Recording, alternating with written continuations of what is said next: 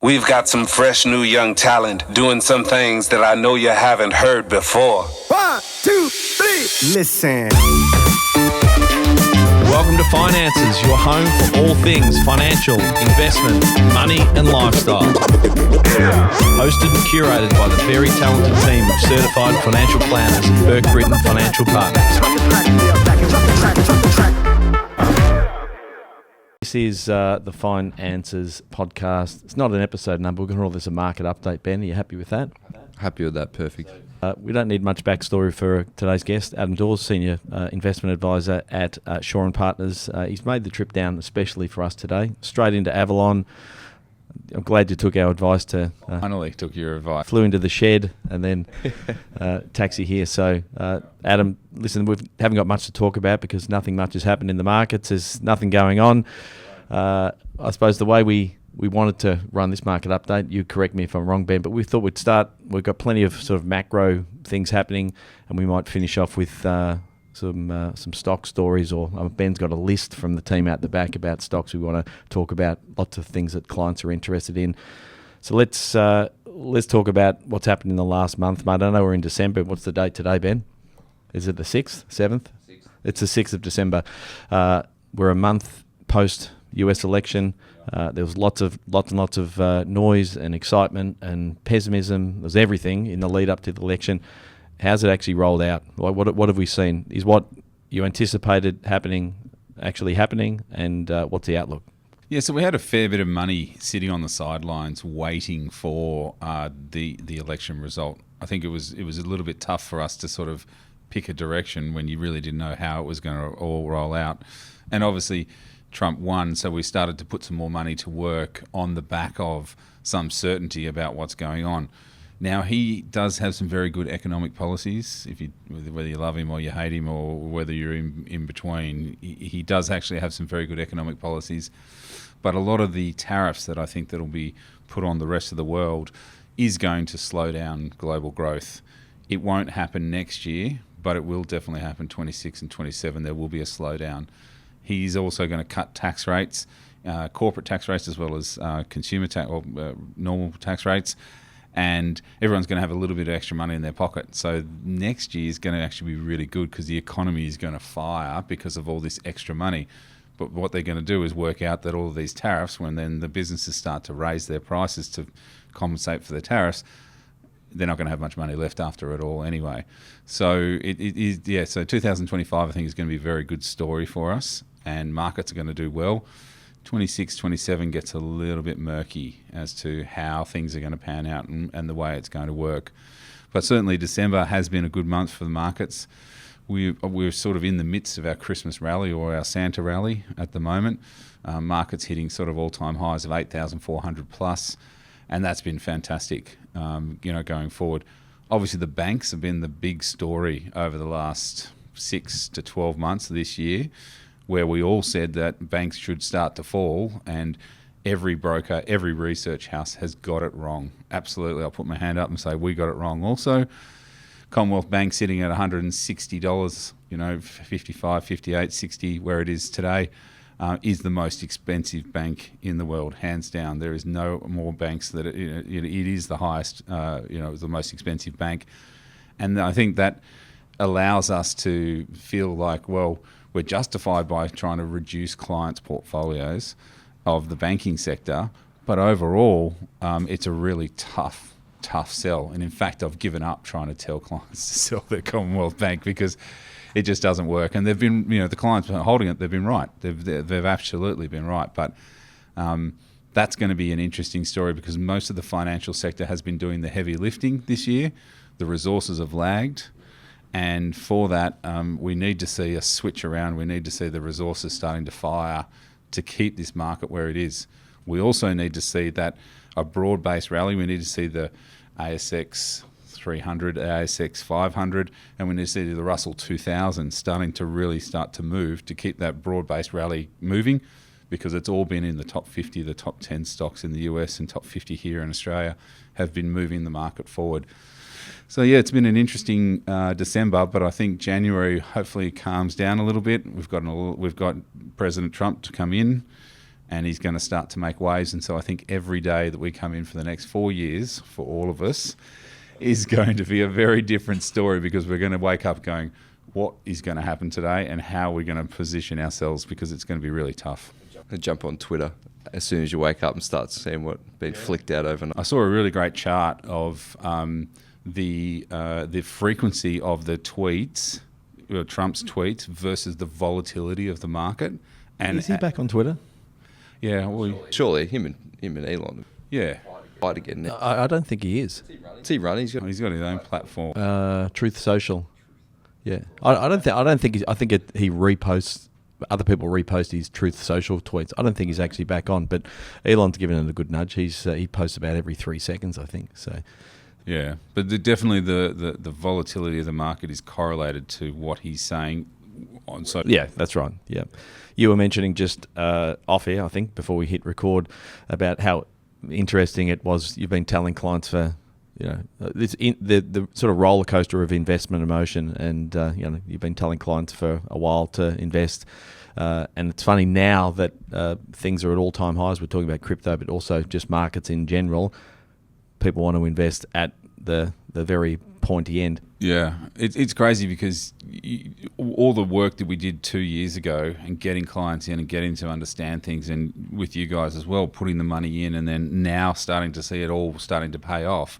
Not that you ever get complacent, but you're sort of having a little bit of a relax, going, okay, it's going. But yeah, we're constantly getting people now going, I want to get into the market, I want to do this, I want to do that. And you're like, where were you a year ago when we were talking about, or a year and a half ago, talking about, let's get in now, now's the time. And then, yeah, so it is a bit of that retail mindset, which is a bit tough. Which we see all the time. And it's just one of those human nature things, isn't it, where people see everyone else benefiting and they want to join the party. Yeah. If you can be rational and use you're looking at the valuations, you're looking at the raw numbers behind it, then that's really what you need to look at.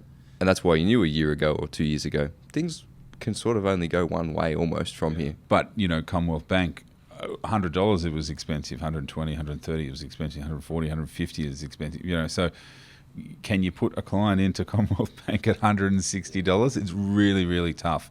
But the reason why I think we've seen a lot of these financial stocks and bigger stocks really sort of going is, one, we've got a superannuation industry that's over trillions and trillions of dollars, and it's got to stuff money down a very small hole, which is the ASX and the ASX top 50. And so they just keep having to stuff it down with all of this index buying from ETFs that are constantly just coming in, and it's not institutional money. Instos aren't really doing a lot of ETFs. It's the retail market just going, I'm just going to buy an ASX 200 and I'm done, right? And so there's this massive amount of money being stuffed down a very small hole. Then there's a lot of Asian money coming into Australia because they can't invest in China. So you get a lot of this international money coming through to Australia being a pseudo exposure to China. And again, the finance sector is a safer place. So all of these things just moving towards and pushing these things higher. It's hopefully that the resources stocks then get the same love. Do you think that when you're talking before about that broad-based rally, that's where potentially their value lies, is in there because they haven't had that? It hasn't dragged them up with it yet. So, yeah, rising tide lifts all boats, right? But we haven't seen that. Yeah, so Magnificent Seven, so 50% of the returns have been done by 7 companies in the last year. Here in Australia, it's been that top 50 companies, but it's been a horrible time for the small caps. The small caps have found only this year have they started to sort of raise their head a little bit above and sort of start to make a move. But it's fraught with danger and it's tough in that small cap space. But some of our portfolios in the small caps have been doing sort of 40% plus in the year. So we're starting to see that broad-based rally. And the Russell 2000 is a great one to look at for that sort of barometer of how the overall S&P 500 for the market, but the Russell 2000 is a great indicator of how the broader economy is actually working, and it needs to fire for it to continue. Does interest rates potentially easing in the new year have a big factor on those smaller caps, or is that not been an overriding? I think it yes, but I think it provides, not directly, but I think it provides confidence in the market that yes, we've already seen a 75 basis point cut in or decrease in the US, UK, New Zealand. There's all these European countries that have been reducing interest rates, which is giving confidence for them to go further out of the top 10, top 50 to then potentially look at that. So yes, it does, but it's not a direct correlation, but it's confidence, and you need confidence to have in investing in small caps. It's that whole sentiment thing that, again, we see it as well with the property market, even domestic, like locally to this area, and people sort of, again, they're waiting for it to turn before they start to consider it again. Like, they don't want to be everyone tries to pick the bottom, don't they? You're never going to do it. No. You just got to use the averages and what you've got. And you've always got to leave a little bit on the sidelines for people as well, like a little bit, like you're just never going to pick the top or the bottom. So, be comfortable in sort of that mid-range. But yeah, I mean, picking stocks is probably a little bit easier sometimes because you can see value or you can see where things are going. But yeah, that sentiment needs to still continue on, and hopefully that does carry through into the new year. The Commonwealth Bank story is one that, again, a lot of people understand it because they know what it is, but it might not be exiting entirely, even though that might make sense. Is just take something out, like take a bit because you can see value elsewhere. Those clients, so that you're a bunch of them that have been attached to that stock for. That's the challenge with it, is they've held it forever And it go up. It's it has gone down over time, but it's always paid its dividend, and They got it right when the brokers got it wrong, so they think they know best. Yeah. When now you think, you got, to an extent, you probably defied the odds. Like, now you really need to cash out some of that, because it's gone up 50% basically in a year. Easy. Essentially. If you look back, I was showing a client in this graph trying to sort of help them understand why. Like, if you track it back over the last 2 decades, like, it's always gone up. But if you look at that graph in the last 12 months, it's nearly vertical. Like, it's just gone whoop. So that's it. So the difference between, and Commonwealth Bank is a classic example of, it's an emotional versus the fundamentals.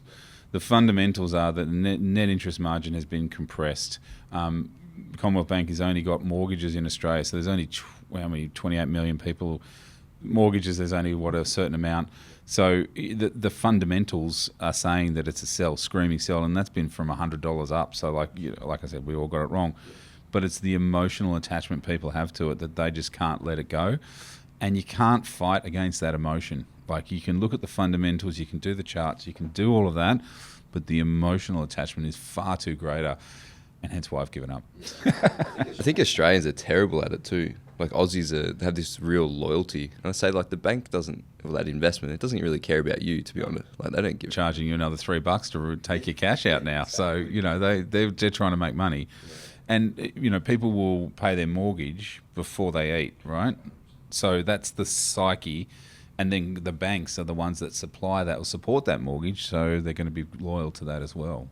Yeah. I suppose, again, that maybe the compelling part needs to be, where do those funds go to? Like, what are these other sectors or specific stocks that you go, okay, I've agreed I'm going to sell 1/3 of my Commonwealth Bank holding and take some cream off that. Like, where are we going? So first port of call would be something like a Macquarie, right? Because it's a global bank. Right, so that, I think, is something that you could look to say, if they don't have Macquarie there, then Macquarie, being a global bank, CommBank is very much Australian mortgages. That's pretty much it. So I think something like that would be a good starting point.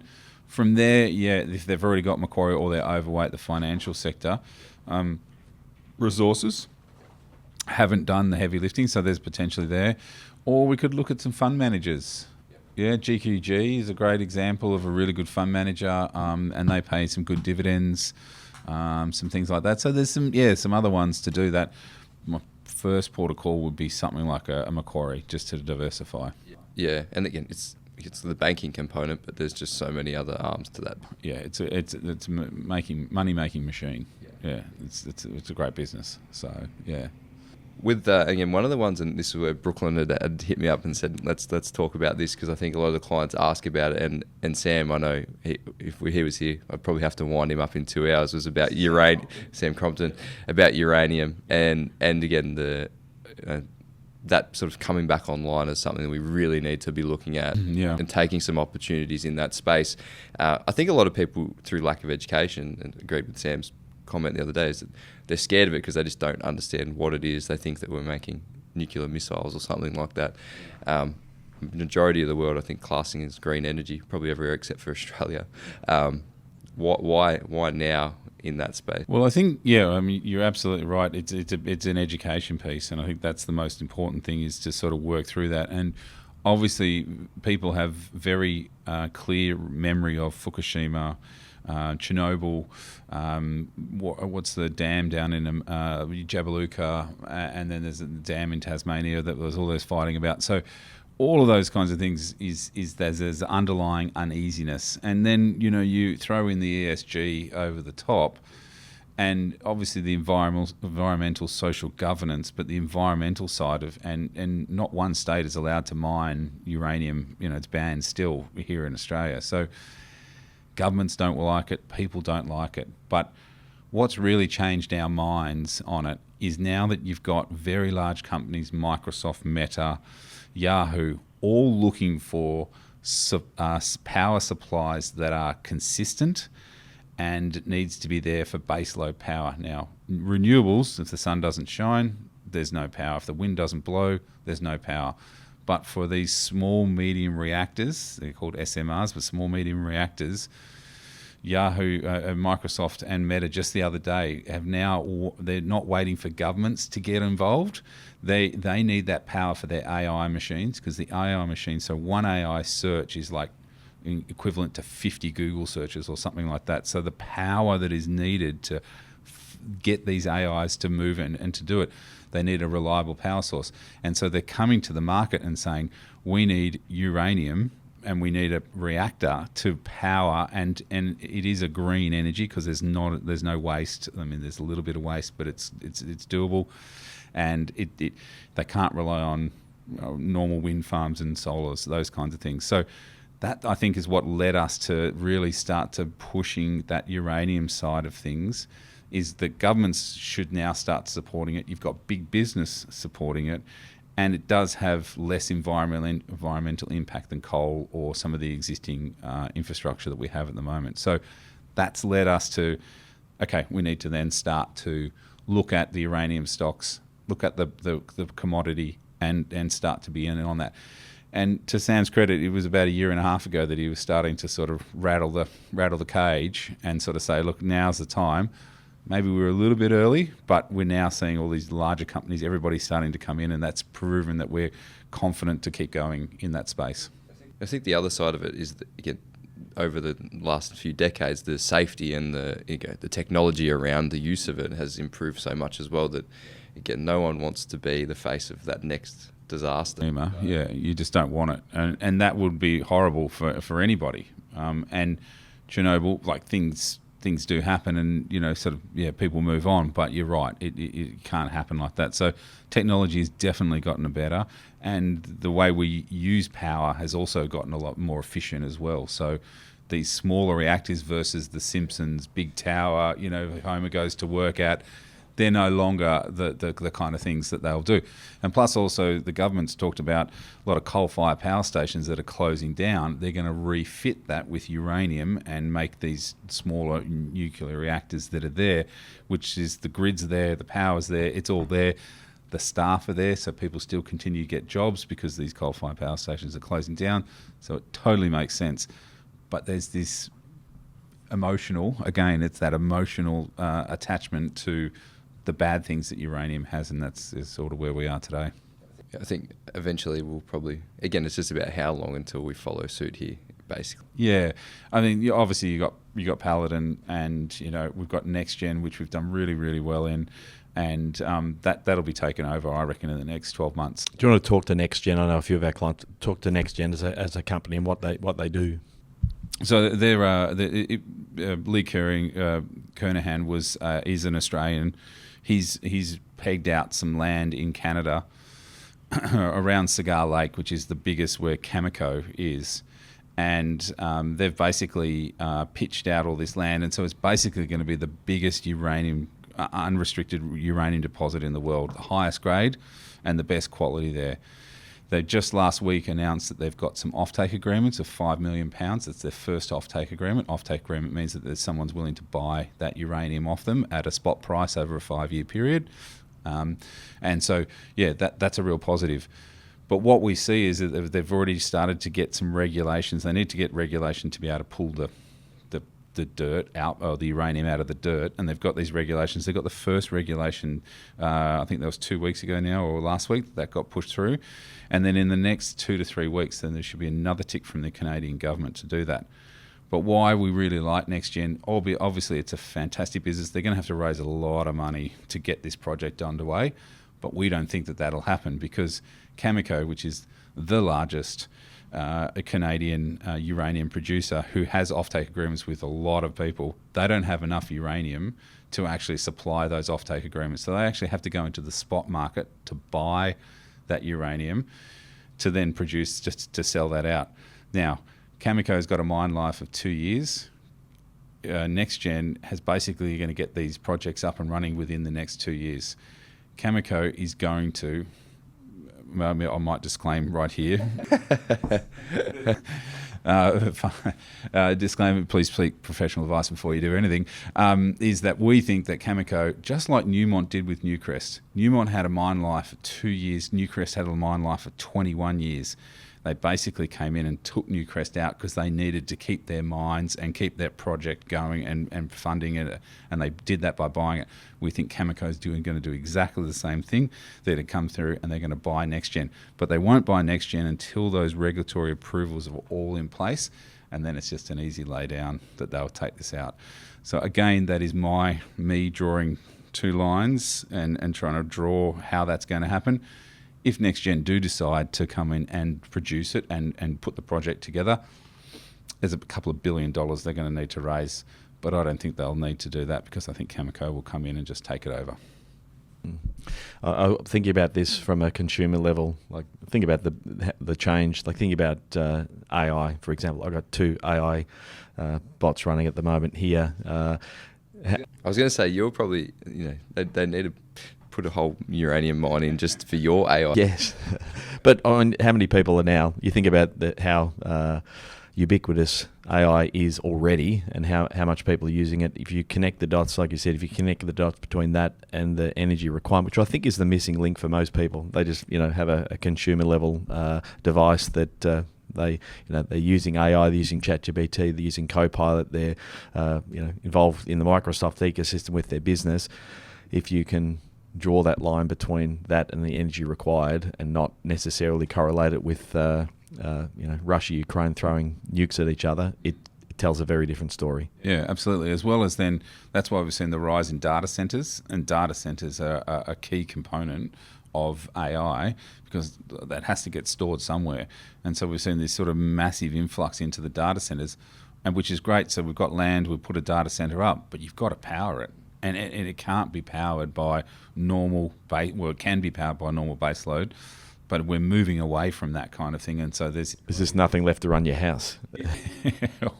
or your shower. Yeah, anything. Yeah. So we're so reliant on the old school way of electricity, grid, coal fire, that kind of power. It's really hard for us to decouple from that and to move into a new world of whether that's environmental or sun or solar or wind. But uranium has so many more benefits to it. So I know it's hard for people, and I get it. And some people, that's fine. Like when we started, putting Aristocrat in clients' portfolios, they didn't want it at all. But the people who have had it have done really, really well out of it. And I get it. Gambling, people have a bias to it, and it's not right for them. So we've just got to find those things that are right for those kind of clients. I think as long as they understand why they're saying no is the big thing. Like, that's a good call. If they know that's gambling, they accept they could make money, and they say, okay, that's fine, I don't want to do it. And that was probably Sam's point. He goes, I just don't want people missing out on returns if they don't understand why they're missing out on it. Yeah. And just educating that and there's so many more layers to it than just nuclear weapons or whatever it may be. And people just haven't been exposed to it. Like in Europe, they're everywhere, aren't they? Like I think France probably has 50 on their own. Like there's and they're opening up more. Yeah, and here we don't. Yeah, no. So it's just different. And most of the time, if people don't understand it, it's different. We don't like it. That's a good call as well. Yeah, it's interesting because you sort of look at the way it comes through and the way it's clients, and they just don't understand. And you sort of go, I mean, you don't want to be forceful because it's their money. It's not my money. but we've also got to have a position. And in finance and in we've got to take a position. We've got to have an idea of what's going on. And so we've got to make a call, and we're making the call. So that's good. Probably, again, unless you got anything. The other one that, again, jumping sideways a little bit was telex. Is that how you say it? Again, and a little bit of education on that one. Again, it's been rolling through in recent weeks. So tell us the why on that one. Great story. It's been done really well, which is great. Telix is a business that has got a couple of things going for it. One, in a biotech, it's unusual to have revenue, right? Because biotech's basically, it's a binary outcome. They put lots of money, lots of grants into a project. It either says it's going to work or it doesn't work, so binary outcome, right? But what Telix has got has actually got a couple of lines of drugs that are coming out that actually generate revenue already. Fantastic, right? So that takes away a lot of the issues that we're going. They do a lot of cancer stuff, and it's a very specific drug specific line that they're moving in. But overall, Telix has been a fantastic story, and the reason why it's now starting to ratchet up further is that they've just listed on the NASDAQ. And so the NASDAQ holds a higher proportion of valuation to biotechs than here in Australia. And so what happens is when you start trading on the NASDAQ, it'll trade overnight on the NASDAQ, and then we correlate that with what the Aussie stock is doing, and it will follow what's happening in the US because there's a CDI, so a Chest Depository Interest Receipt. So then it starts to move. And so the NASDAQ is now starting to move higher, and it's moving as well. So it's a very, very good business, got revenue, and it's just gone into the top 100. So we're getting a lot of index buying coming into that as well, which is pushing it higher again. Yeah, and we're really comfortable with that business. Probably not a space we've had much exposure to. No, we stay clear of a lot of the biotechs. Yeah, because of what you probably just said is the binary outcome. Yeah, so it's either does the FDA approve it, yes or no? Bang, yeah, yes. Thing goes high, no. Thing just gets absolutely crunched. I always think of it like those little miners out in the middle of the Pilbara digging holes, hoping they hit something. Like it's the same thing. It's just like yes or no. You can make it big, or you can have nothing left. So that binary outcome becomes less binary when you've got revenue, you've got a business that sits behind that. And so if one doesn't work, you've got another 3 or 4 behind that to make it work. It's not just a one thing, there's multiple things. And again, getting into that top 100, you get that index buying, you get that pushing in, and that just keeps it moving forward as well. So, it's a great story. Yeah, I like it. Again, adding another layer, adding a little bit more diversity around that portfolio. Our market's small. We've got banks, couple of supermarkets, a telco, and some resources, right? So we don't have a lot of that kind of good quality biotech businesses that are doing that. And so when we find one of those, we really sort of gravitate. And we were late to the party. We started recommending about $18. It's $24, $23 now. So we were late to the party. There was a lot of risk that was taken out at $10, $15, So now it's we feel more comfortable to talk to clients about those kind of stories. I think one of the people fear they've missed out on, and probably the hard part entering at 18 when it was, say, 10 not that long ago, people feel like, oh, it's already had its run sort of thing. And how many people sold out of or didn't buy CSL maybe over the journey, and they just continue. If it stacks up and there's growth and there's benefit and there's reason, we'll keep going. Well, CSL was the first stock to get to $100 on the Australian Stock Exchange, and it was a momentous occasion. I mean, I remember watching it go tick over 99, 99, 99, 99, and we're like, 100, yay. Now it's 280, 300. 350 has it got to something? Maybe not quite. Yeah. So, it sort of never looked back from that. Zero is a classic example of that as well. We've done really well on that. It hit $180 yesterday, right? So, was 75 not that long ago? Yeah. And it had been to maybe 150 prior to that too, though, wasn't it? And there was that assessment of when they dropped down. And you go, no, there's no real reason that should be this low. And it's the perception of the market that potentially the growth isn't there. But if you look through the subscriber numbers, if you look through what was happening, you could see that groundswell still happening, and hence why we were sort of happy to get in, and probably over that $100 mark where you potentially thought you missed out on it, but you hadn't. And that's where we sort of really started to push it and move it forward. Yeah.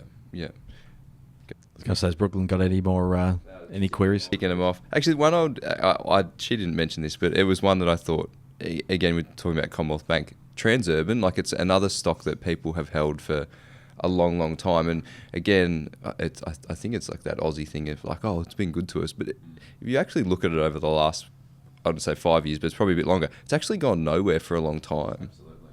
And it's not like it pays a bumper dividend or anything like that either. So it's seen as a defensive part of the portfolio. So APA and Transurban are the two, and we used to have Sydney airports and all those kinds of things, but they're all gone.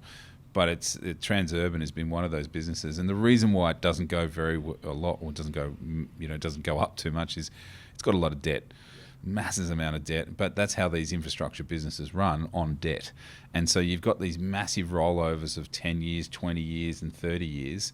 One of the best things that Transurban did back when interest rates were near zero, they rolled all of their 30-year debt that they were paying 6% at, and they've rolled it all into paying literally zero for the next 30 years. And so that debt component has actually really come away from what they still got a lot of debt, but the cost of that debt, and usually is seen as a bond proxy. So if interest rates go up, then that is going to cost them more.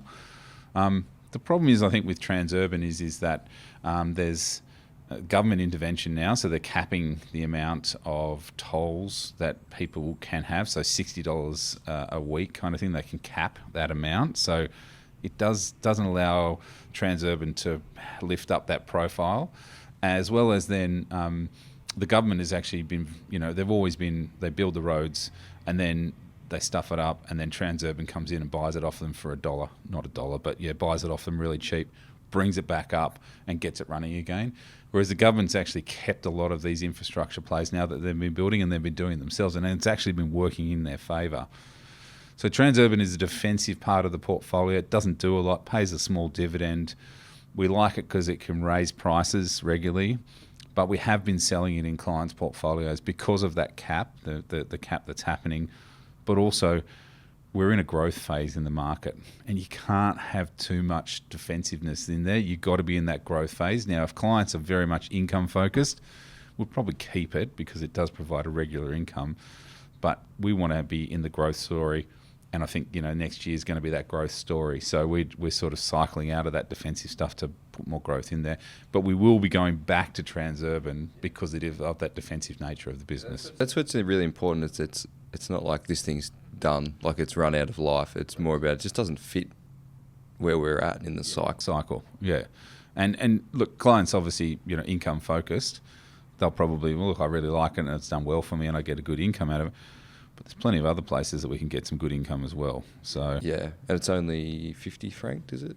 Yeah, or even 40. No, so it might be less. Yeah. Most of those bond proxies are struggling, or REITs, those kinds of things, don't have a huge franking component to them. Yeah, that's ticked off my list of little ones. Well, I'll find some. I need a new nuclear reactor because my computer just went. But you've blown it up. Adam stole my charge. Talking about opportunities, you mentioned that things are looking good for the next 12 months. But where else are the opportunities? But also, what are you concerned about? Where are the greatest opportunities? Let's talk domestically, and maybe what do you see as maybe some of the biggest risks outside of sort of American isolationism and tariffs? Yeah, well, obviously China is probably our biggest risk that we've got at the moment with Australia. China did a big stimulus package a couple of months ago, but it's stimulating the consumer. It's not stimulating the property market. And when they used to do it, they used to stimulate the property market, and from that would be direct correlation to our iron ore and to steel and manufacturing, and then that would then boost iron ore and boost BHP, Rio, Fortescue, those kinds of businesses. But they've now doing more of a consumer-led stimulus, which is more around wealth, understanding, and making that consumer, lifting the consumer up from maybe that lower end to the mid end, and obviously higher. So that's a big thing for us because we've run on the coattails of China for so long, right? Just so long, and so that's been a really tough one for us to sort of work out. And I think that's a big thing that we've got to be mindful of, is that the resources aren't going to be what they used to be. But resources are part of a cycle, and we're at that cycle. So I think China for us in Australia is a big issue. Governments obviously are going to be an issue for us going forward. Cost of living, I think, is still one of those things that is starting. And I really like Woolworths. And down here, it's sort of $30. It's really sort of, if you look at over a 10-year chart, there's only been a couple of times where it's been sort of down here and bounce in that support line. So we've been doing a lot of buying in that sort of consumer staple space because I think everybody needs bread, milk, and cheese. But there's caught up with that ACCC and cost of living and all those kinds of things. But that'll blow over. So I think cost of living is an issue. China's definitely an issue. And I think then probably for us here in Australia, just getting out of our own way as far as, we have these fantastic businesses, but then they disappear or they get taken over. And we've seen so many businesses getting taken over or mergers and acquisitions last year that it's going to really struggle to find good quality businesses now left on the Australian Stock Exchange because we don't have that fundamental incubation phase where we bring these businesses up. And if they do, like Canva, they just go overseas and they do very, very well overseas, and we can't keep those businesses. So we're a product of, we've got to get out of our own way sometimes and allow businesses to flourish and move forward. But that's a harder one to quantify and work on. So yeah, but I think China's probably going to be our biggest issue next year. And on the flip side to that, opportunities, where other than what we've already talked about, where else are the opportunities, do you think, in the next 12, 24 months? So I think AI is definitely going to be a place where we can certainly look at for opportunities. Goodman Group, which we've been had in clients' portfolios, Goodman Group's now turned around and said for data centres, so this is data centres AI, but data centres is a fantastic opportunity. They've got so much industrial land in America, and they're kind of converting all of that to a data centre. So again, there's natural uplift in something like a Goodman Group. In the smaller space, AI in healthcare, I think is going to be a really amazing space. And there's a small company which we haven't ventured to you guys, but your disclaimer again, I own some of this one, but it's a business called Echo IQ, or EIQ is the stock code. But basically it is using AI for heart a stent and then heart failure. But heart stents at the moment, you'll go into a cardiologist, he'll take images of your heart. He would normally send that to another specialist who would then look at it at 9 o'clock at night after looking at thousands of other images and go, yep, he's fine, or no, he's not, and then send it back. 2 weeks later, you'd go back into the doctor and he'd say, look, we need to operate. Do you own McDonald's and Coke stock as well? It seems like a... So from there, what's happened is AI, and Australia's got the largest amount of images of heart images, or echoes they're called, in the world, the largest database. And they've allowed this company to get access to this database to actually look at every different, and so AI has basically gone through and started to look at all the different images, and AI now within 20 minutes can pick whether this client needs to go in for an operation instead of 2 weeks later. And then if you've got the doctor over the top of it, it has a 97% success rate to picking that if there's a heart, the stent failure. They're going back to the FDA in December, so now they're going back to FDA for heart failure, and that's a 4 times bigger market than what they've got existing just on the heart stent one. So I think AI and healthcare to support each other for these kinds of businesses is going to be an amazing opportunity for us here in Australia. The AI thing, it's about supporting, not overtaking it. Like you just help using it to assist in those industries, whatever it may be, to make them more efficient and safer. Absolutely. So they've just signed a contract in the US for a heart hospital which does 300,000 images, I'm going to say, a year, or heart testing, so 300,000 images. They're going to get, the US, you need to get a code, which is like where you can get a certain payback from the insurer. Once they get that code, that 300,000 heart images they're going to be already into, and they'll be generating revenue straight away just from one hospital. And there is going to be thousands of hospitals in the US that are going to need this kind of thing. So supporting, I agree, and that's the right way to look at AI. It supports us in our jobs. It supports us. It's not taking over the world, but it is certainly a way to support, and especially healthcare, I think, is something that it's going to be amazing in. Yeah, I guess you already probably talked about earlier about data centers and all the other. It's all those offshoots of those things, isn't it? That's where you got to, around that peripheral that you can pick up. Yeah, so you want to be buying the shovels and the picks, or selling those shovels and the picks, versus sort of you being the miner going in there. You want to be the guy that's selling all that stuff to them, and that's probably where the data centers are sitting, because Meta is already run, Google's already run. These big companies have already had a fantastic run. But they're using AI, again, to lessen staff and to make their life a lot easier. But the side of that is the energy component, and the data storage is just massive, and that's where we're sort of playing it at the moment. Talking about tech and energy, I know we're probably running a little bit light on time, but we wouldn't be able to let you go without talking. We mentioned it before we jumped on about crypto. Obviously, we do get lots of queries and questions about crypto. It's kind of exploded post Trump's election, his election win, and Dawes and a whole heap of other things that are happening in the US. What are your thoughts around crypto and crypto adjacent assets, investments that people could invest in, and are you looking at it at all in your client portfolios? A really difficult one, because we do get a lot of questions, 2 to 3 a day. How do I get crypto? Just like you guys are getting that question. There's a couple of ETFs that we've I pushed client or shown clients that this is a way to do it. I don't recommend crypto to any client. I've got 3,000 stocks to look after on the Australian Stock Exchange, so to add on another couple of thousand alternative coins and Bitcoin is really tough. I think overall Bitcoin is going to serve a purpose, and we now know that where there's so much cold storage wallets, so in other words, taking Bitcoin out of the system and putting it with large fund managers, hedge funds, all these guys, they're putting that allows that to move on. We know Bitcoin is only got a finite life, or there's only a certain amount of Bitcoins that are going to be made. So that again, supply and demand, it pushes it higher. I think over $100,000. I think we spoke to a professional in the space just last week, and they agreed that it can continue to keep going with the politics that's happening in the background. And that's one of the things that has held it back for so long, is governments don't really want to deal with it. Trump, on the other hand, has actually said, yes, I'm willing to go with this and do it. I think he just made an appointment, didn't he? His security and investment nomination is pretty crypto-friendly. Yep. Up over the 100,000 US a mark.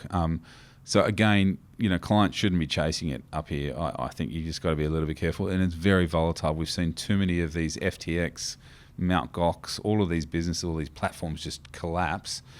And I heard the other day that the US government is now the largest holder of Bitcoin in the world, because they've basically took all this stuff from all these other platforms, from fraud and all that kind of stuff. So they're just sitting on this massive amount of these cryptos as well. It's a great sector. It's an interesting sector. Too volatile for us to make full recommendations. The really big challenge with it is how you value it. Like, it's, again, we were talking earlier, and we've talked a lot about, you're looking at the income stream, the assets, the liabilities, the fundamentals of it. There's not much fundamentals. There's not really fundamentals. Like, it's all sentiment. And driven by excitement. Yeah. So fear and greed still are the two major emotions that run our markets. And that's why AI will never be able to pick market directions, because we are still irrational beings, and we will move markets around, which AI can't handle. But yeah, Bitcoin is a bit tough space at the moment. And you got anything in closing for Adam before we wrap it up? No, I don't think so. I think we've covered some good ground there. Yep. Any closing call to action, Adam? Any messages for the Christmas break and what to expect? I know we've talked through most things, but any other closing comments? I think everyone just enjoy the time, because when we get back into midway through Feb, it's just going to keep going, and I'm really excited about next year. I think it's going to be a great year. One thing that I would say is that there's a lot of work been done on the first year of a new president coming in, and that first year markets always tear to the upside. So sort of now is the time, if you're looking to put some more money into the market, it's a great time to be looking at it. Don't wait till July, September next year. I think, sort of rational heads should prevail, and but it's going to be a good year next year, so I'm really excited. That's good. And maybe the closing comment there around getting excited about the market is that one of the benefits of having the likes of yourself and Sam and Ben and the team here looking after clients' investments is that things change. There's volatility, and most things shouldn't be set and forget. You've got to continue to, as you said, Ben, sort of assess the fundamentals on an ongoing basis, and I think that's what you guys do exceptionally well, and that's what we continue to value, having you in our corner. So, Adam, thanks for making the trip down, not far back to Avalon to get you home. Ben, thanks again, and we'll see you in the new year, mate. Done. Thank you. Any information contained in this podcast is of a general nature only. No account was taken as to the objectives, financial situation, or needs of any particular person. Therefore, before making any decision, listeners should consider the appropriateness of any information with regard to their particular objective, financial situation, needs, and seek independent advice from a licensed professional specific to their circumstances. All right, hit it. That translates to don't be a moron and act on what some random person says on a podcast. Take personal responsibility, do your homework, ask questions, and speak to an actual human that knows what they're talking about before you do anything. PP Financial Solutions Proprietary Limited, trading as Burke Britain Financial Partners, are authorised representatives of AMP Financial Planning Limited, AFS, licence number 232706.